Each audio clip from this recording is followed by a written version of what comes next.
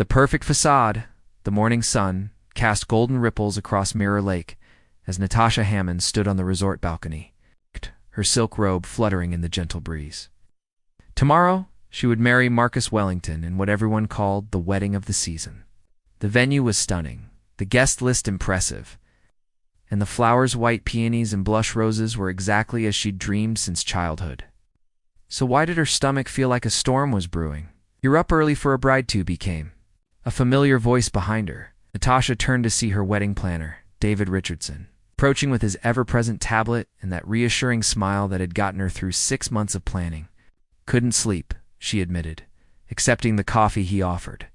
"Just thinking about everything." David settled beside her on the wicker chair, his keen eyes studying her face. In the months they'd worked together, he'd become more than a planner. He was a confidant who seemed to notice everything, from her preference for morning light and photos to the way she tensed whenever certain topics arose. "Second thoughts are normal," he said gently, "but you don't look like someone with cold feet. You look like someone with concerns." Natasha sipped her coffee, watching a pair of swans glide across the lake's surface. How could she explain the nagging feeling that had been growing stronger each day? How could she voice the worry that Marcus's ex-girlfriend, Veronica Chase, seemed to orbit their relationship like a persistent shadow? "David," she began carefully, "have you noticed how often Veronica calls, even during our planning meetings?" David's expression grew thoughtful. As someone who'd orchestrated dozens of weddings, he'd developed an instinct for relationship dynamics that went beyond floral arrangements and seating charts. "Noticed," he admitted, "and I've noticed how Marcus always steps away to take those calls." The acknowledgement hung between them like morning mist. Natasha had tried to convince herself it was innocent, after all. Marcus insisted Veronica was just a family friend now, practically a sister after dating for 3 years in college. But family friends didn't usually text at midnight, didn't require private conversations during cake tastings, and certainly didn't insist on being involved in wedding planning discussions. "She's helping with the rehearsal dinner setup," Natasha said, more to herself than to David. "Marcus said she volunteered because she knows the venue." "The venue," she suggested, David added quietly. The words hit like a small revelation. It was true Veronica had been the one to recommend Mirror Lake Resort. She'd also suggested the caterer had opinions on the music selection, somehow new details about the ceremony that Natasha didn't remember sharing. "I sound paranoid, don't I?" Natasha laughed, but it came out hollow. David shook his head. "You sound like a woman who trusts her instincts. In my experience, brides who ignore those feelings usually wish they hadn't." Before Natasha could respond, her phone buzzed with a text from Marcus. "Morning, beautiful. V is here early to help with flowers. See you at rehearsal. Love you." Even in the message, Veronica had been reduced to a casual initial, as if her presence was so natural it didn't require explanation. Natasha showed David the text, watching his eyebrows rise slightly. "She's here now?" he asked, glancing at his watch. It's barely 8 in the morning.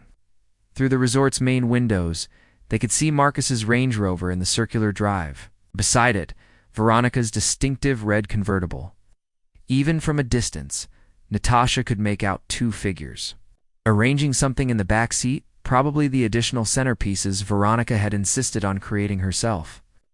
"I should go help," Natasha said, though her feet felt rooted to the balcony. David placed a gentle hand on her arm. "Or you could finish your coffee and let your fiancé handle his own wedding preparations. Today's about you two, remember?" As they watched, Marcus and Veronica moved with an easy familiarity that spoke of shared history and comfortable intimacy. Ow. They laughed at something, and Veronica touched his arm in a gesture that lingered just a moment too long. Natasha's coffee suddenly tasted bitter. Shadows in Paradise, the bridal suite, buzzed with controlled chaos as Jordan Mills adjusted his camera settings, capturing candid moments of the wedding morning preparations. Natasha's best friend since architecture school, he'd photographed 3 of her major life events, but today felt different. His trained eye, honed by years of wedding photography, caught the subtle tension in Natasha's shoulders as she sat for hair and makeup. "Hold still, darling," murmured Catherine Hammond. Natasha's mother, as she fastened a delicate pearl necklace around her daughter's neck. The retired English teacher had an uncanny ability to read between the lines. Whether in classic literature or human behavior, you're fidgeting like you did before your graduate thesis defense. Jordan paused his shooting, lowering his camera. Everything okay, Nat? Before Natasha could answer, a sharp knock interrupted them. David Richardson entered, his usually calm demeanor slightly frayed around the edges. Sorry to disturb, he said, his voice carefully controlled. But we have a small situation with the ceremony set up. Catherine's maternal radar immediately activated. What kind of situation? David glanced at Jordan, who nodded encouragingly. After months of working together, they'd developed a mutual respect. It seems there's been some confusion about the processional music. Marcus asked me to change it this morning. Apparently, Veronica suggested a piece that she and Marcus ... Well, that has special meaning to them. The words hung in the air like a challenge. Jordan watched Natasha's reflection in the vanity mirror, seeing her face pale beneath the carefully applied makeup. What piece? Natasha asked quietly. Pachelbel's Canon in D minor. The arrangement Veronica played at her senior recital, according to Marcus. Catherine's lips pressed into a thin line. As someone who'd spent 30 years teaching teenagers, she recognized manipulation when she saw it. The same piece you and Marcus chose for your first dance at your engagement party. That's our song, Natasha whispered. Jordan set his camera aside completely now, his protective instincts overriding his professional duties.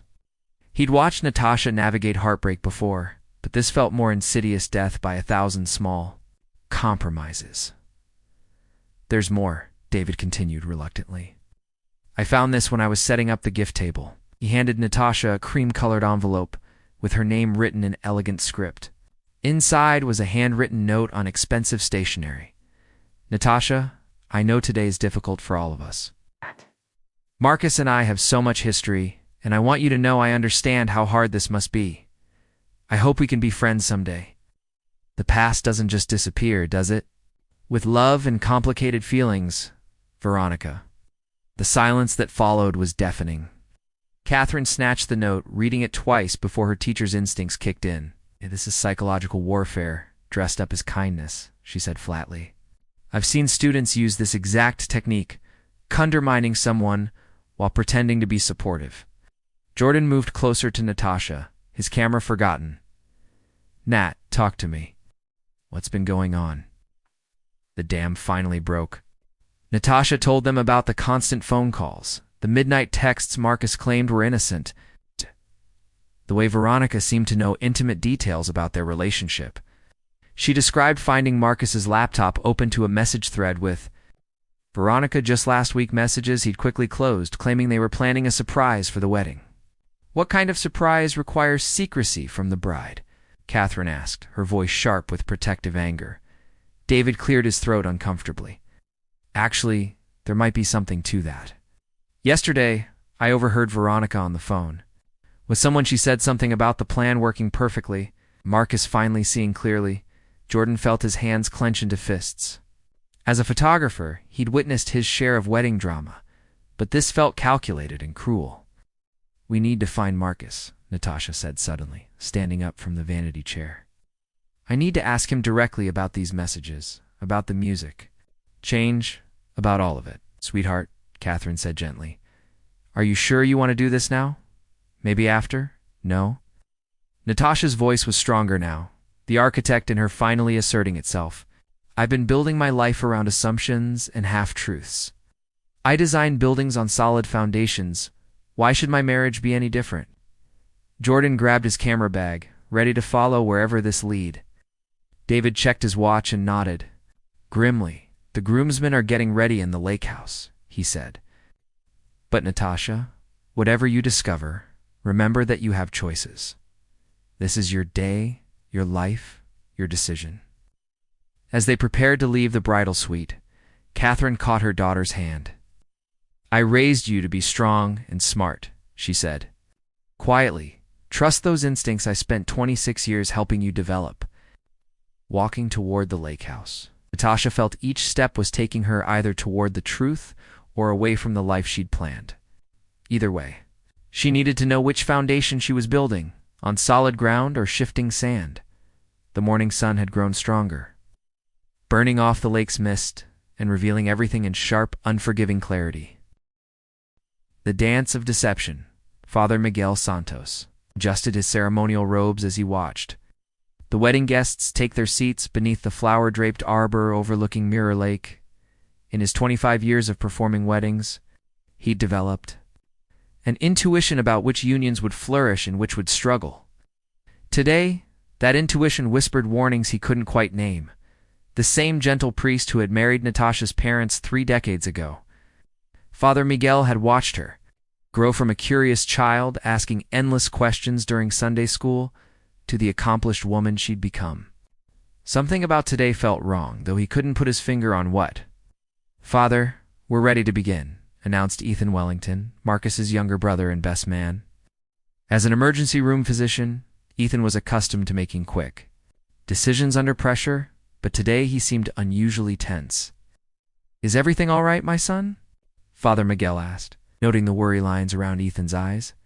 Ethan glanced toward the lake house where Marcus was finishing his preparations. "I hope so, Father.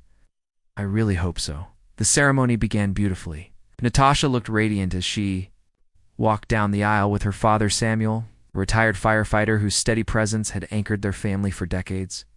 Marcus stood at the altar, handsome in his tailored tuxedo, but Father Miguel noticed his eyes kept drifting to someone in the third row, Veronica Chase, stunning in a dress that bordered on inappropriate for a wedding guest. The vows were exchanged. With apparent sincerity, rings blessed and placed, and Father Miguel pronounced them husband and wife. As Marcus kissed his bride, the guests erupted in applause. But the priest caught something troubling in the groom's expression: relief. Mixed with resignation rather than joy, the reception began with golden hour light painting everything in romantic hues. The band struck up the opening notes for what should have been the couple's first dance. But Marcus hesitated, looking toward the head table where Veronica sat with other family friends. "Ladies and gentlemen," Marcus announced, taking the microphone, "before Natasha and I share our first dance, I'd like to honor someone very special. Veronica Chase has been like family to me for over a decade, and I'd like to share a dance with her first, to our friendship and to new beginnings." The words hit the crowd like a physical blow. Conversations stopped mid-sentence. Father Miguel felt his stomach drop as he watched Natasha's face transform from confusion to dawning horror. Rebecca Wellington, Marcus's sharp-tongued sister and a successful litigation attorney, stood abruptly from her seat. "What the hell are you doing, Marcus?" she called out, her lawyer's instincts overriding wedding etiquette. The microphone caught her words, broadcasting them across the silent reception. But Marcus was already walking toward Veronica, who rose gracefully with a smile that didn't reach her eyes. The band, confused but professional, continued playing as Marcus took Veronica's hand and led her to the center of the dance floor. Father Miguel watched in growing dismay as the couple swayed to music that clearly held deep meaning for them both. Marcus whispered something in Veronica's ear that made her laugh, the same intimate laugh Natasha had heard over countless phone calls. Around them, wedding guests shifted uncomfortably, unsure whether to watch or look away. Ethan approached. The priest, his face pale with mortification. "Father, I need to tell you something. Last night, I found Marcus and Veronica on the dock together. They were talking about whether he was making a mistake." "What kind of mistake?" Father Miguel asked, though he feared he already knew. "Marrying Natasha," Ethan whispered. Veronica told him it wasn't too late to change his mind, that people would understand if he called it off. Marcus said he couldn't do that to Natasha, but they both turned back to the dance floor, where Marcus and Veronica were lost in their own world, oblivious to the shocked stares of 200 wedding guests. The song, which should have been Natasha and Marcus's special moment, continued, playing while the actual bride stood frozen at the head table. Rebecca had moved to Natasha's side, her attorney's protective instincts in full force. "Natasha, honey, you don't have to just stand here and watch this." Father Miguel saw the exact moment when something shifted in Natasha's posture. Her spine straightened, her chin lifted, and her hands stopped shaking. The woman who had designed Award-winning buildings was accessing the same inner strength that had built her successful career. "You're absolutely right," Natasha said quietly. But her voice carried across the suddenly silent reception area. She walked purposefully toward the band, her wedding dress trailing behind her like a banner of war. The musicians, sensing drama, began to slow their playing as she approached the microphone stand.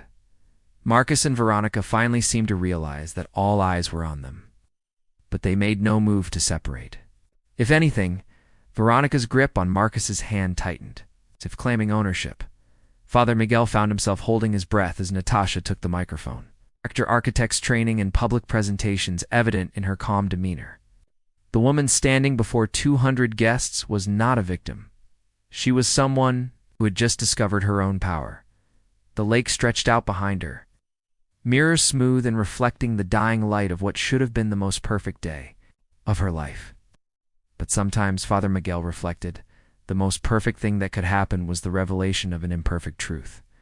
The silence stretched taut as a wire, waiting for Natasha to speak. Truth under the stars.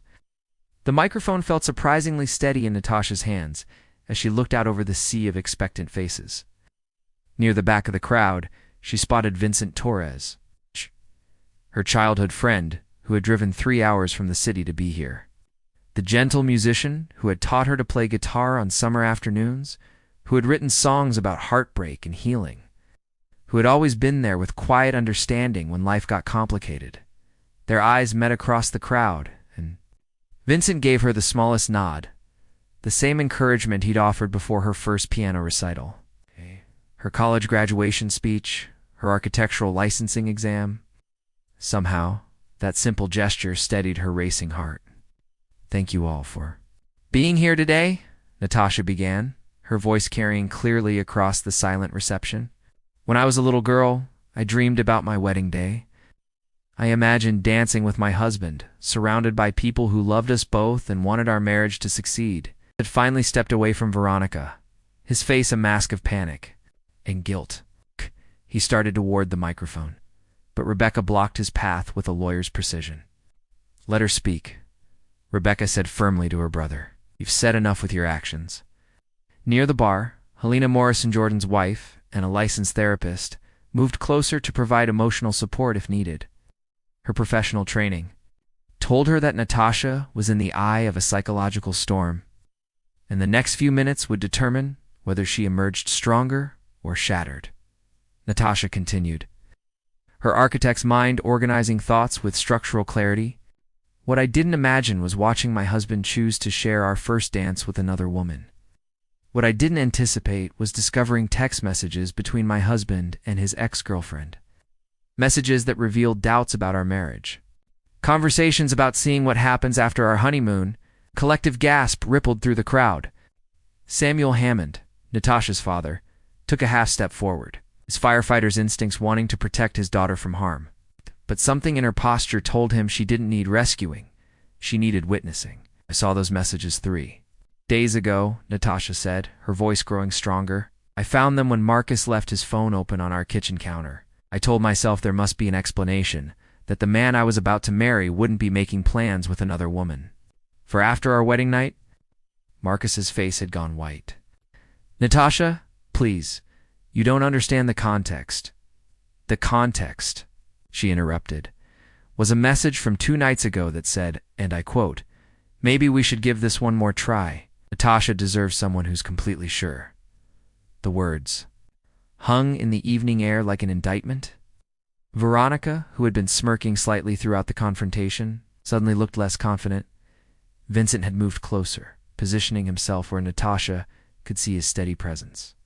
He understood better than most the courage it took to speak truth in the face of public humiliation. Father Miguel stepped forward, his pastoral instincts overriding protocol. "Perhaps we should know, Father," Natasha said gently. "Came here expecting to witness something sacred.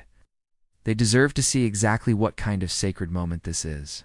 She turned to face Marcus directly, and her voice softened with genuine sadness rather than anger.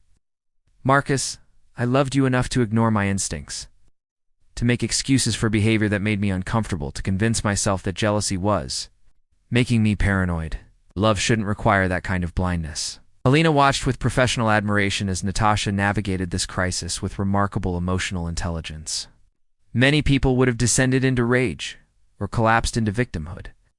But Natasha was choosing a third path, dignified truth-telling. To our guests, Natasha continued, "Thank you for traveling here, for bringing gifts, for believing in what you thought was a love story. You weren't wrong to believe in love. You were just believing in the wrong love story." She handed the microphone back to the band leader and began walking toward the edge of the reception area. Vincent stepped forward without hesitation, offering his arm with the same natural grace he'd shown throughout their decades of friendship as they walked away together. Samuel Hammond called out to his daughter, "Natasha, sweetheart, where are you going?" She turned back one final time, and for the first time all evening, she smiled a real smile that reached her eyes. "I'm going to find out what it feels like to dance with someone who chose me first." The crowd watched in stunned silence as Natasha and Vincent disappeared into the gathering dusk, leaving behind a reception full of unanswered questions and a groom who had finally gotten exactly what he'd been too cowardly to ask for. Father Miguel looked at the abandoned wedding cake, expensive flowers, the elaborate setup that had cost thousands of dollars and months of planning. Then he looked at Marcus, who stood frozen in the middle of the dance floor like a man who had just realized he'd thrown away something irreplaceable. "Well," Rebecca said into the silence, "that's the most honest wedding ceremony I've ever attended." Stars were beginning to appear over Mirror Lake, and somewhere in the distance, they could hear the faint sound of Vincent's guitar and Natasha's laughter, the first genuine laughter anyone had heard from her all day. New beginnings, 6 months later. The morning sun streamed through the tall windows of Harmony Cafe, a cozy spot in the arts district where exposed brick walls displayed rotating exhibitions from local artists. Natasha sat at her usual corner. Table, architectural blueprints spread before her alongside a half-finished crossword puzzle and a steaming mug of lavender chai. She looked different now, not just the shorter haircut that framed her face, or the more relaxed way she dressed. In comfortable sweaters and well-worn jeans, there was something in her posture, groundedness that spoke of someone who had found her footing after a major earthquake. "You're humming," observed Vincent, as he slid into the seat across from her, his guitar case propped against the nearby wall. His dark hair was slightly mussed from the October wind, and his eyes held the warmth that had comforted her through childhood's scraped knees and adult heartbreaks alike. Natasha looked up from her blueprints with genuine surprise. "I didn't realize." "It's that melody I've been working on," Vincent said, flagging down the waitress for his usual coffee. "The one about second chances." They had fallen into this routine naturally over the past months, meeting for coffee before Vincent's music lessons at the community center, sharing comfortable silences and easy conversation in equal measure. What surprised Natasha most was how unforced it felt. How different this was from the constant vigilance her relationship with Marcus had required. "How's the community center project coming along?" Vincent asked, nodding toward her blueprints. Natasha's face lit up with enthusiasm. The renovation project for the local arts and community center had become her passion project, a chance to create something meaningful while rebuilding her professional confidence. "Now, the board approved the music room expansion," she said, pointing. 2 detailed drawings. "We'll have space for individual practice rooms and a small performance area. I kept thinking about all those kids who might have music in them, but nowhere to let it out." Vincent studied the plans with genuine interest. His musicians' eye-catching details others might miss. "You designed it with natural acoustics in mind." "I had a good consultant," Natasha said, meeting his eyes with a smile that made his heart skip in a way that still surprised him. Their friendship had deepened gradually, built on foundations of shared history and genuine compatibility rather than passionate intensity. Vincent had loved her quietly for years, but he understood that timing mattered as much as feeling. Natasha needed space to rediscover who she was outside of someone else's expectations. "Jordan called yesterday," Natasha said, returning to her crossword. "He and Helena are expecting their first baby." "That's wonderful news," Vincent said, and meant it. The photographer had become a close friend over the past months, often joining them for dinner or concerts, his protective streak having evolved into genuine affection for Vincent. Once he saw how carefully the musician treated Natasha's healing heart. He wants me to photograph their maternity session, Natasha continued with a laugh. Apparently I have an eye for authentic moments now. Vincent chuckled, remembering the photography hobby Natasha had picked up as part of her post-wedding recovery. What had started as a distraction had become a legitimate passion. Her architectural training translating surprisingly well to composition and lighting. Speaking of authentic moments, Vincent said carefully, there's something I wanted to talk to you about. Natasha looked up from her puzzle, recognizing the tone in his voice. Over the months, they had developed an honesty that was both comfortable and complete. The community center is hosting their winter benefit concert next month, he continued. They asked if I'd headline, and I said yes. But Natasha, I want you to know that Marcus and Veronica will probably be there. Natasha set down her pen, considering this information without the panic it might have caused months earlier. She had heard through mutual friends that Marcus and Veronica were engaged now, planning a small ceremony very different from the elaborate affair that had imploded at Mirror Lake. How do you feel about that? She asked. Vincent reached across the table, covering her hand with his own. I feel like I want to protect you from any discomfort, but I also trust that you're strong enough to handle whatever comes up. It was such a Vincent response, scaring without being possessive, supportive without being controlling. Natasha realized that this was what partnership was supposed to feel like, to complete people choosing to walk together, rather than one person trying to complete the other. I think, she said slowly, that I'd like to go, not to prove anything, or make a statement, but because I love hearing you play, and I love what the community center means to this neighborhood. Vincent's smile was radiant. In that case, would you like to go as my date? Officially, I mean? The word date hung between them, loaded with possibility and the weight of their shared history. Tasha felt her heart speed up, not with anxiety, but with anticipation. Vincent Torres, she said, her voice full of warmth and just a hint of teasing. Are you asking me out after knowing me for 23 years? I'm asking if you're ready to see what we might build together, he said. Seriously, no rush, no pressure, no expectations, except honesty and seeing where the music takes us. Natasha looked around the cafe they had claimed as their own, at the blueprints for a project that would serve her community, at the crossword puzzle she was solving for pure enjoyment rather than to fill anxious hours. She thought about the laughter that came easily now, the dreams that were entirely her own, the way she had learned to dance alone before ever considering dancing with someone else. Yes, she said simply. I'd love to be your date. Outside, October leaves swirled past the cafe windows, and somewhere in the distance, church bells chimed the hour. Natasha had learned that some endings were really beginnings in disguise, and that the most beautiful structures were built on the strongest foundations. Vincent squeezed her hand gently, and for the first time in months, Natasha allowed herself to imagine a future filled with music, laughter, and the kind of love that didn't require her to lose herself to find it.